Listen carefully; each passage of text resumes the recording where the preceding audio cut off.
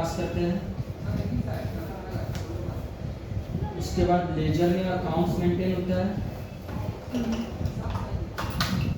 तब trial balance बनता है।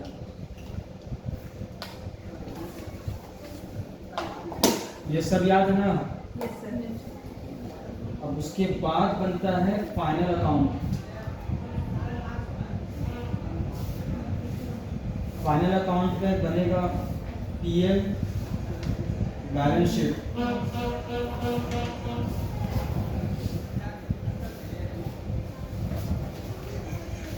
Trading account, profit and loss और बैलेंस शीट।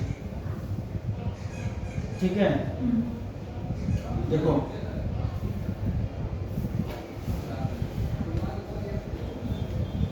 ट्रायल बैलेंस में बैलेंस दिया हुआ रहता है लेजर का, अकाउंट्स का, वहां पर दिया हुआ रहेगा। अब वहां से कोई भी अगर ट्रायल बैलेंस में दिया हुआ है कोई भी बैलेंस अकाउंट का, तो वो एक ही जगह उसका पोस्टिंग होगा, या तो ट्रेडिंग अकाउंट या पीएल अकाउंट या बैलेंस शीट में, क्योंकि उसका सारा एडजस्टमेंट वगैरह अगर उसमें था तो वो सब होकर उसका बैलेंस जो नेट होता है वो ट्रायल बैलेंस में आता है।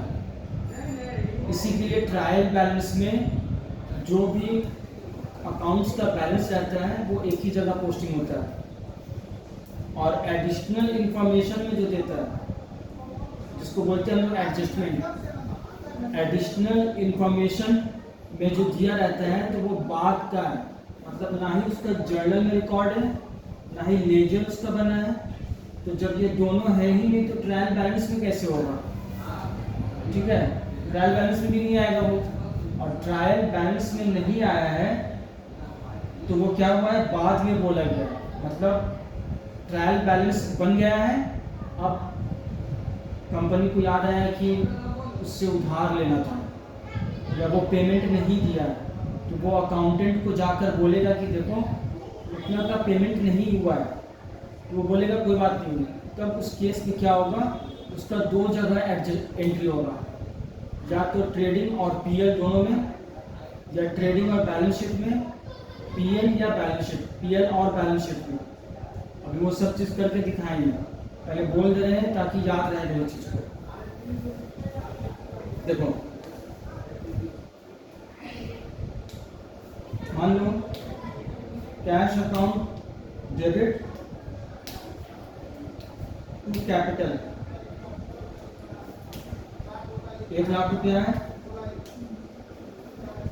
ये हुआ जर्नल एंट्री। दूसरा स्टेप है लेजर, कैश अकाउंट बनाए,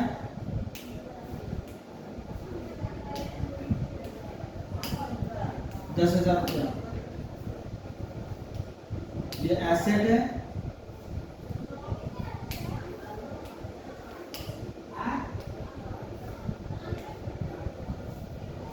ठीक है, तो बैलेंस इसको कर दिया। दूसरा है इसमें कैपिटल,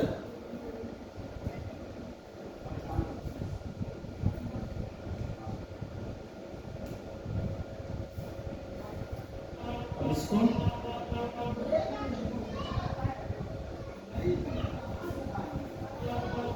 बना दिया इसको यहाँ पर। अब ट्रायल बैलेंस बनाएंगे,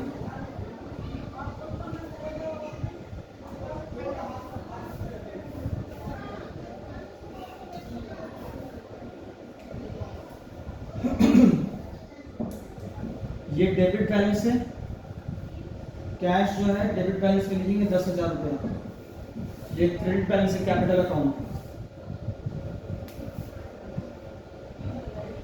ये लिखिए यहाँ पर। तो यहाँ पर क्या हुआ है कि जर्नल बना, लेजर अकाउंट भी बना दिए हम, तब ट्रायल बैलेंस बनाया। तो जितना जो भी एडजस्टमेंट्स होने का था, ये तो सिंपल एंट्री है, तो इसमें हो चुका है, तब जाके ये ट्रायल बैलेंस में आया। अब हम बोलेंगे ट्रेडिंग पीएल बनाइए आप, तो यहाँ पर क्या है, ट्रेडिंग अकाउंट अलग से बनाना भी सिखाए थे, पीएल अकाउंट अलग से बनाना भी दिखाए थे। बनता है एक साथ ही, एक साथ बनता है। इसको लिखते हैं हम लोग, फिर भी चीज़ें बाद में दिखाएंगे। और यहाँ पर है बैलेंस शीट, अब यहाँ पर जो है ये दो, एक है एसेट और दूसरा है कैपिटल। तो ट्रेडिंग पीएल में तो दोनों में से कोई भी नहीं आएगा, ठीक है, क्योंकि ट्रेडिंग पीएल में सिर्फ नॉमिनल अकाउंट्स का बैलेंस आता है, ठीक है। ये सारा चीज हम पहले भी करवा दिए हैं, याद है कि सब भूल के बैठे हो तुम लोग। तो यहाँ पर ये लायबिलिटी साइड है, तो कैश अकाउंट में यहाँ पे लिख दिए 10,000 रुपया और कैपिटल यहाँ पे लिख दिए 10,000 रुपया। यार समझ में, ये था सिंपल सा एंट्री, ये समझाने के लिए कि हाँ ट्रायल बैलेंस में कैसे आता है। पहले जर्नल एंट्री आया, फिर लेजर, उसके बाद ट्रायल बैलेंस, ठीक है।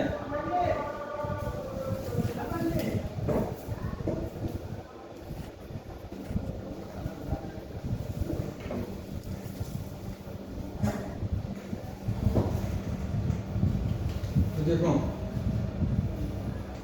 अब यहाँ पर एक एक करके एडजस्टमेंट बताएंगे, समझ में आया।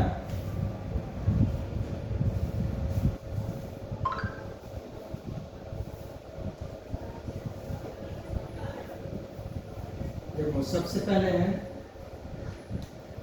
Outstanding expenses. आउटस्टैंडिंग एक्सपेंसेस में क्या करना है, अब एक्सपेंसेस में कुछ भी आ सकता है, सैलरीज है, रेंट है, कमीशन पेड है, जो भी रहेगा। पहले तो मान लो आउटस्टैंडिंग एक्सपेंसेस है, इसका जर्नल एंट्री पास होगा, तो इसका जर्नल एंट्री होता है, मान लो सैलरी है, salary account debit to outstanding salary,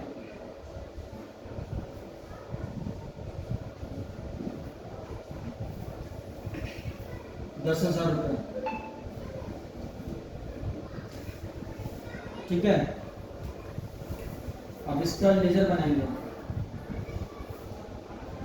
एक बना salary account to outstanding salary, 10,000 रुपये होगा ये। अब इसको बाय बैलेंस, देखो ये तो नॉमिनल अकाउंट है, ठीक है, बट अकाउंट के बाद ट्रायल बैलेंस बनता है, इसलिए अभी लिख रहे हैं एमपीएल अकाउंट। तो बाय बैलेंस सीडी बोल के लिखेंगे 10,000 रुपया, ये है आउटस्टैंडिंग सैलरी,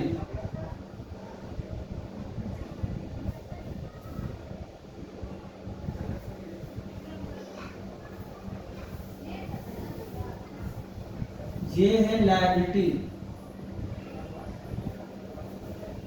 इसलिए इसको बैलेंस किया, ठीक है। ये नॉमिनल अकाउंटिंग है, ये लायबिलिटी है। आउटस्टैंडिंग का मतलब है कि पेमेंट नहीं किया है कंपनी, लायबिलिटी है, इसी के लिए इंक्रीज हुआ है तो क्रेडिट किए हैं, ठीक है। अब बनाएंगे इसका ट्रायल बैलेंस,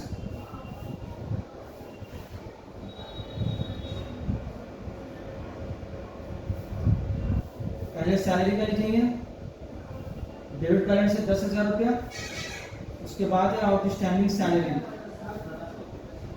10,000 रुपये, ठीक है। अब हम फाइनल अकाउंट्स बनाने के लिए यही इंफॉर्मेशन दिया जाएगा, ट्रायल बैलेंस। तो ये बता इसलिए रहे डिटेल में कि ताकि तुम लोगों को डिफरेंस समझ में आए और मतलब समझ में आए कि हाँ एक जगह क्यों पोस्टिंग करते हैं हम लोग। अब क्योंकि ये यहाँ पर ट्रायल बैलेंस में है, इसका जो ट्रेडिंग पीएल बनाएंगे तो ये तो नॉमिनल अकाउंट है, ये यहाँ पर पीएल में आ जाएगा। ये सिचुएशन है, इसको रटना नहीं है, दिमाग पहले तो समझ के करोगी तो उतना ही तुम्हारे लिए बेहतर होगा, ठीक है। क्योंकि फाइनल अकाउंट सिर्फ क्लास 11 में नहीं है, पूरा बीकॉम में है, सब जगह रहेगा। अगर कोई प्रैक्टिकल वर्ल्ड में जाओगी अकाउंट्स मेंटेन करने के लिए तो यही आना चाहिए, समझ में आया। तो जिसको फाइनलाइजेशन ऑफ अकाउंट्स बोलते हैं, तो इसका बेसिक आना चाहिए कि हाँ ये इसका इम्पैक्ट क्या पड़ रहा है। टैली अगर मान लो सीखने जाओगी तो इसका इम्पैक्ट आना चाहिए। तो ये जहाँ पर सीख रही हो प्रैक्टिकल वहाँ कंप्यूटर में सिखाएंगे वो लोग क्या कैसे पोस्टिंग करते हैं। अगर ये चीज़ मालूम नहीं रहेगा तो फिर जैसे तोता रटता है वैसे रटोगी फिर। ये यहाँ पर समझ में आ गया। अब ये है आउटस्टैंडिंग सैलरी, इसका नेचर है ये लायबिलिटी है। पहले ही बता चुके हैं जो भी ट्रायल बैलेंस में रहेगा उसका एक जगह ही पोस्टिंग होगा, ठीक है। तो ये तो एक्सपेंस है, ये यहाँ पर आ गया, लेकिन ये लायबिलिटी है, लायबिलिटी बैलेंस शीट में आएगा।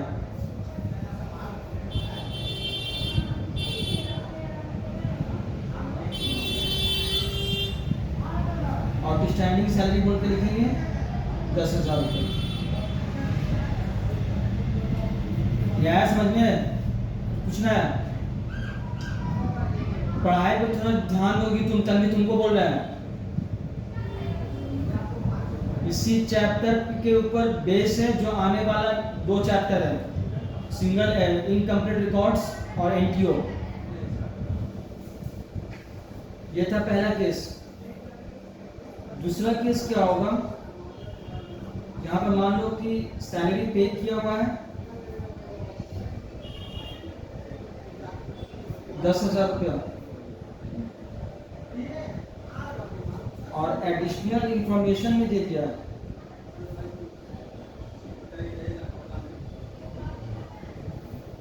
ठीक है कि सैलरी आउटस्टैंडिंग ₹5,000। ये क्या है, इसका एंट्री पास हो चुका है। और ये क्या है, ये एडिशनल इंफॉर्मेशन में बता रहा है कि 5,000 रुपया हुआ है जिसका आपको एंट्री पास करना है। तो ये तो ऐसे भी दे, इसका जो होगा दिखा देते हैं।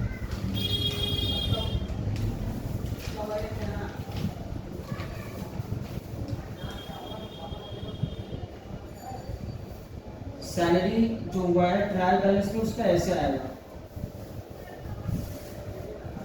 सैलरी अकाउंट लिखे या कुछ भी लिखे 10,000 रुपया हो गया, क्लियर है। और वो जो आउटस्टैंडिंग था, ठीक है, तो क्योंकि उसका कुछ भी अभी हम लोग जर्नल एंट्री बना है और ना ही ट्रायल बैलेंस बना है, उसके बाद में वो हुआ है। मान लो एक सेकंड,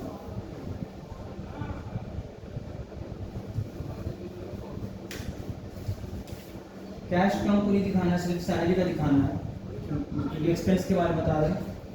तो ये मान लो ट्रायल बैलेंस है, ये तुम्हारा एंट्री पहले हो गया है, जिसके बाद ये ट्रायल बैलेंस बना है, उसके बाद ये एडिशनल इंफॉर्मेशन है, ठीक है, वहां पे लिखा हुआ। चलो यहीं पर लिख देते हैं।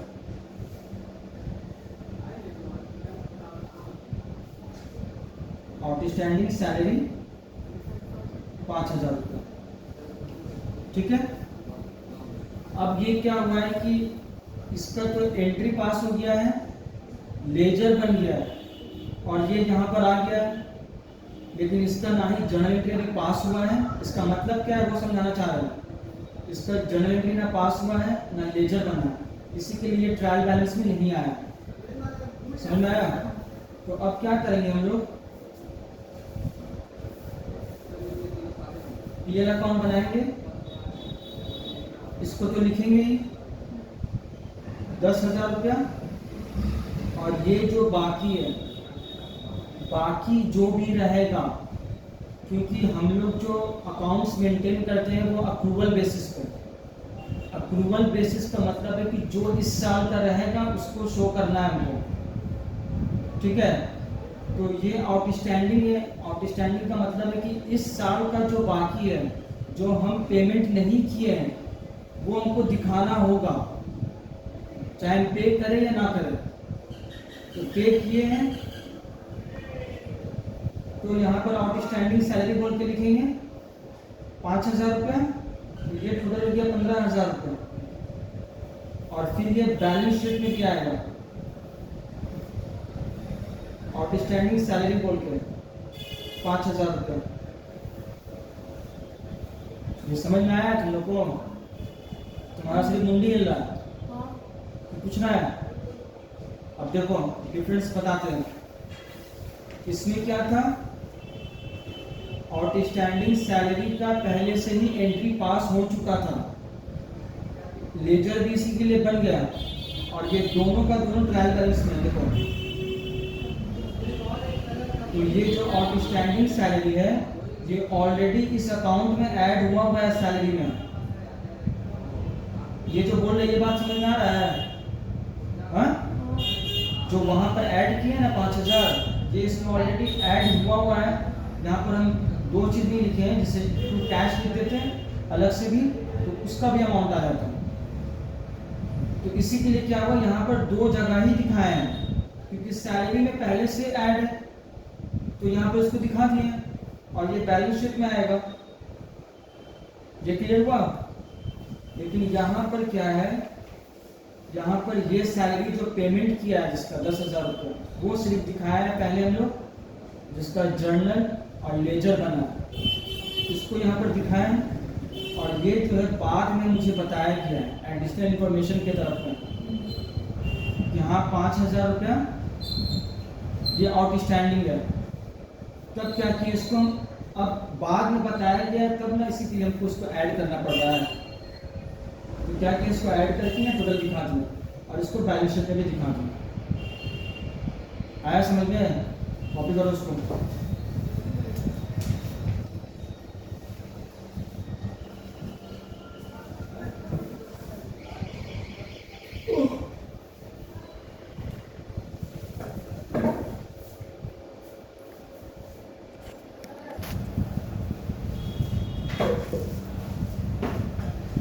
ये क्या है, एक्सपेंसेस पेड इन एडवांस है। ये पहला केस है, पहला जो वे समझने का है कि जब हमको पता रहेगा कि हाँ हम ये एडवांस में पे कर चुके हैं, ये एडवांस में पे किया है, तो उसका ये एंट्री होगा, prepaid expenses account debit to cash. ठीक है, तो इसका क्या होगा, लेजर बनाएंगे,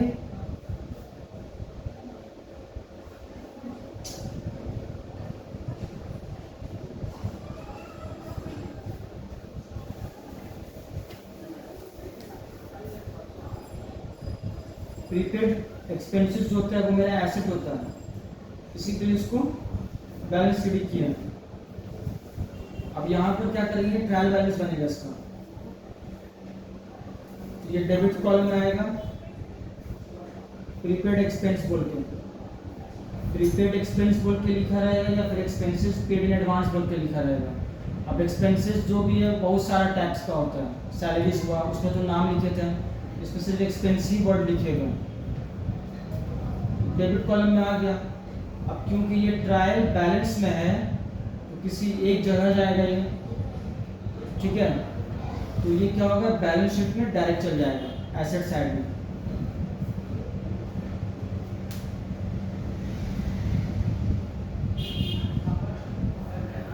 ये समझ में आ गया? अब देखो जो दूसरा केस है, दूसरा केस में क्या होगा, यहाँ पर एक्सपेंसेस बोल के लिखा है, पेड ₹20,000। ठीक है, हम यहाँ पर क्या किए, लिख दिए, एंट्री पास की इसका, expenses account debit to cash 20,000 रुपये। मतलब लेजर अकाउंट बनने से पहले इसमें क्या हुआ, तुम्हारे पास गया कंपनी का मालिक, अब बोला कि इसमें 5,000 रुपया एडवांस में दिया हुआ है, वो भी इंक्लूड है। हम उस समय बोलना भूल गए थे, बात समझ में आया? तो तुम बोले कि ठीक है कोई बात नहीं है, हम इसको यहाँ से माइनस कर देंगे। तो माइनस करने का मतलब अकाउंट्स में ये नहीं है कि यहाँ से हम प्लस अब माइनस होता है वो करेंगे। यहाँ पर क्या करेंगे, देखो यहाँ पर लिख देंगे, यहाँ पर हम 5000 रिलेटिंग टू नेक्स्ट ईयर। अब क्या करेंगे, इसको हमको डिक्रीज करना होगा। जब इंक्रीज किए थे तो डेबिट किए थे, अब जब डिक्रीज करेंगे तो क्रेडिट करेंगे 5000 रुपया, और मेरा वो है क्या, प्रीपेड है।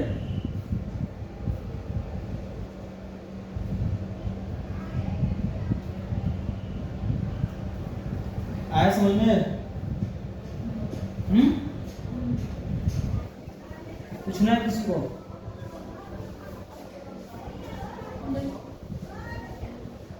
ये कब हुआ, जब हम पहले पेमेंट कर देंगे, फिर हमको ट्रायल बैलेंस बनने से पहले पता चल गया है तो हम जाके बोले तो यहाँ पर क्या हुआ, ट्रायल बैलेंस बनने से पहले ही सारा एंट्री पास हो चुका है।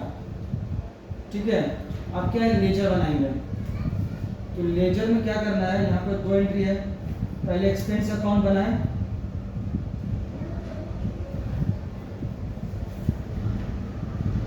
टू कैश बोल के लिखे 20,000 रुपया, और बाई साइड में प्रीपेड बोल के लिखे 5,000 रुपया। बचा कितना, बैलेंस सीडी 15,000 रुपया। आगे समझ में? और इसका भी बना है प्रीपेड का,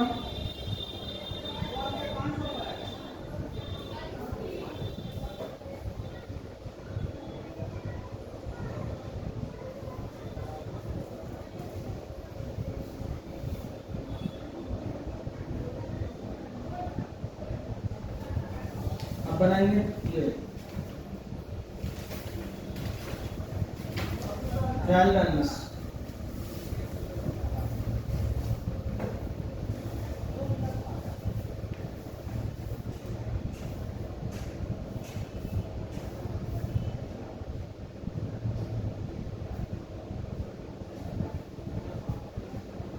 तो एक्सपेंसेस का जो है डेबिट बैलेंस वो 15,000 है, और प्रीपेड एक्सपेंस जो है वो 5,000 है। यहाँ पर क्या है, सब चीज़ पहले हो गया है, ट्रायल बैलेंस बनने से पहले। तो इसी के लिए क्या है, यहाँ पर ऐसे लिखा गया यहाँ पर, क्योंकि हम लोग नेक्स्ट ईयर का पीएल में नहीं दिखा सकते हैं अगर उसमें इंक्लूड है तो। ठीक है, ये अभी पहला सिचुएशन बता रहे हैं। अब वो काम हम लोग पहले ही कर चुके हैं ट्रायल बैलेंस से बनने से पहले। तो अब इस केस में क्या होगा, पीएल में ये दिखा देंगे सिर्फ एक्सपेंस 15,000 रुपया, और बैलेंस शीट में ये प्रीपेड एक्सपेंस बोल के आ जाएगा 5,000 रुपया। ये हो गया। अब सुनिए, अब मान लो ट्रायल बैलेंस तुमको दिया हुआ है, सिर्फ एक्सपेंस बोल के लिखा है 20,000 रुपया।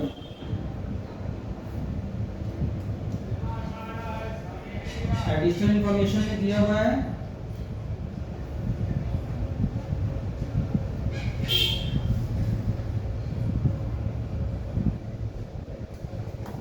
expenses including rupees 5,000 relates to next year। ठीक है, ये अब ट्रायल बैलेंस मतलब क्या है,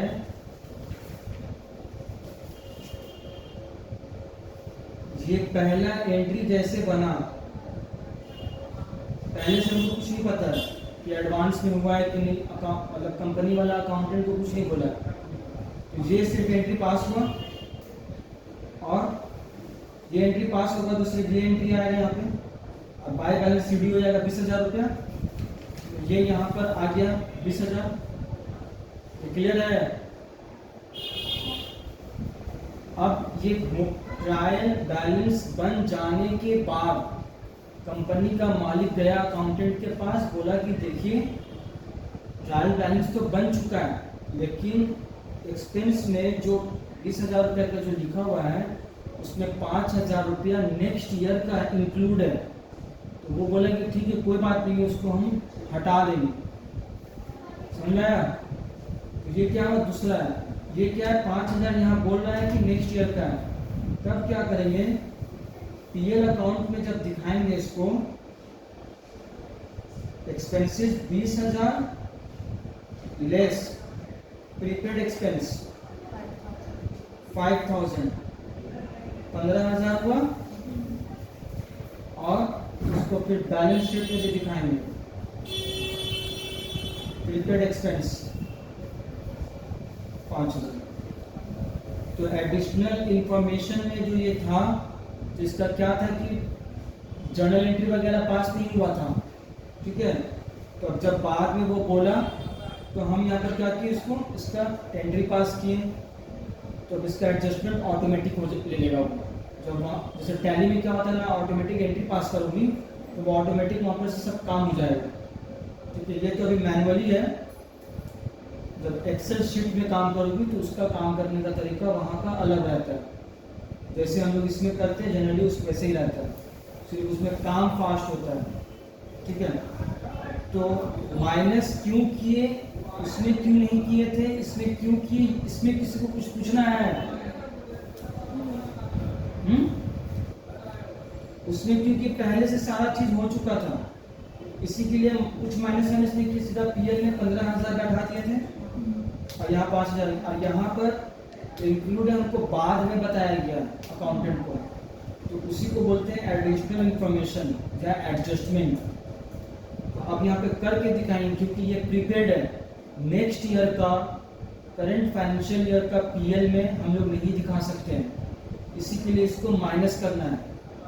माइनस किया और यहाँ पर दिखाएं।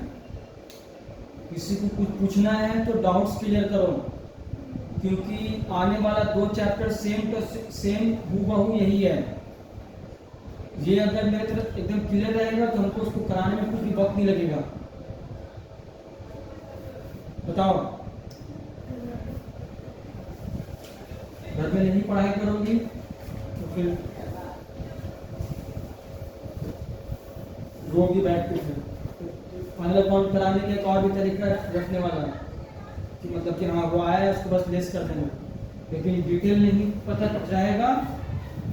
चलो अभी तो 11 में वो इजी आ जाएगा।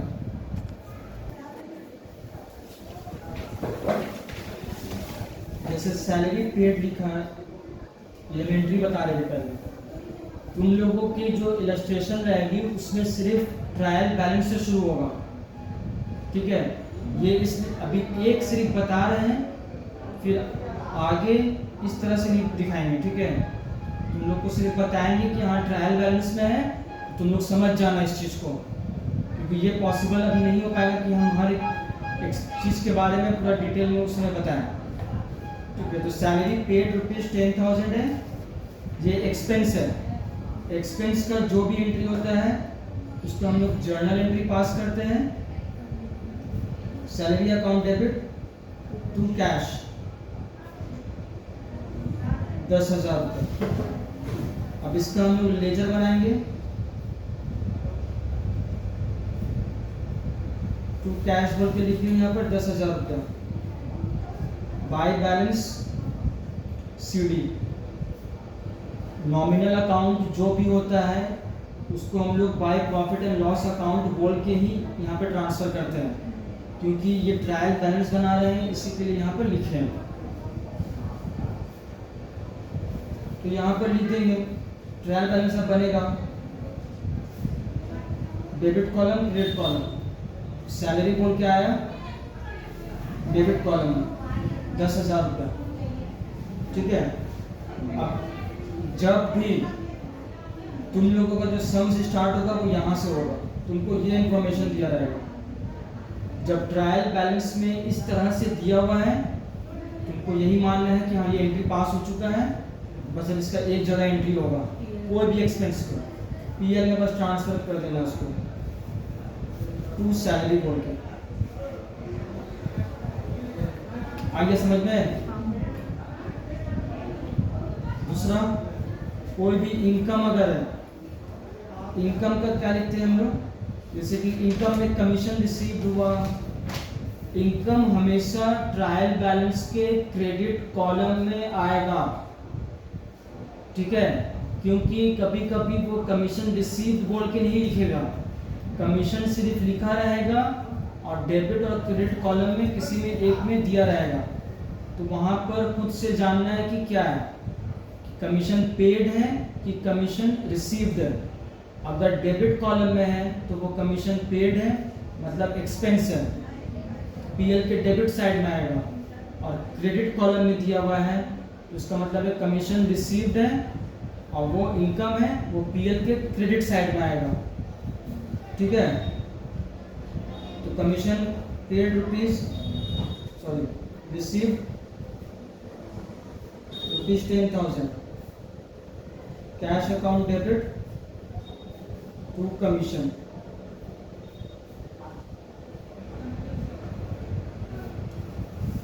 या ये समझ में। अब इसका क्या है, ट्रायल बैलेंस हम डायरेक्ट बना रहे हैं, ठीक है। लेजर सिंपल सा बनेगा।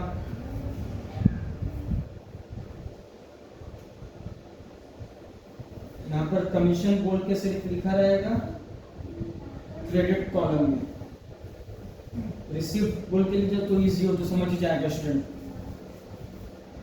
और ये क्या होगा, पीएल के क्रेडिट साइड में लिखेंगे बाय कमीशन बोल के 10,000 रुपये। इसमें कुछ पूछना है, जितना भी एक्सपेंस होगा इसमें बता दिए हैं, डेबिट में जाएगा, और जितना भी इनकम होगा वो क्रेडिट साइड में जाएगा। क्रेडिट साइड में क्यों जा रहा है उसका रीजन बता दिए। जब ट्रायल बैलेंस में रहेगा ऐसे तो इस तरह से इसका ट्रीटमेंट करना है, ठीक है। आज 4 बताएं, अब जो नेक्स्ट क्लास में जब होगा अकाउंट्स का तब उसमें, अभी तो आउटस्टैंडिंग एक्सपेंस और एक्सपेंसेस पेड इन एडवांस किए हैं, अब इनकम के बारे में पढ़ेंगे, इनकम रिसीव्ड इन एडवांस, ठीक है, इनकम पेड इन एडवांस। तो उस समय फिर आगे जो भी एडजस्टमेंट है वो सब ज़्यादा समझाने वाला नहीं है।